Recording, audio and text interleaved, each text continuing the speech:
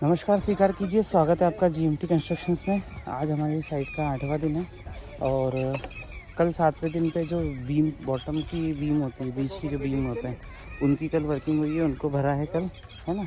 मिट्टी ज़्यादा गीली है इसलिए मैं अंदर जाने की कुछ चेष्टा नहीं कर रहा हूँ, है ना। ये काम कल हुआ है। बॉटम की बीम कल ईंट की पूरी जुड़ी हो गई। आज इस टंकी का प्लास्टर होगा।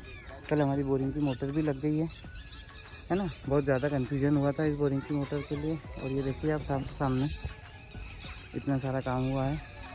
अब भराई का काम चालू होगा। आज प्लास्टर हो जाए उसके बाद कल भराई का काम चालू होगा, है ना। चैनल को लाइक और सब्सक्राइब करें और कुछ भी हो सुझाव हो तो बता दें। धन्यवाद।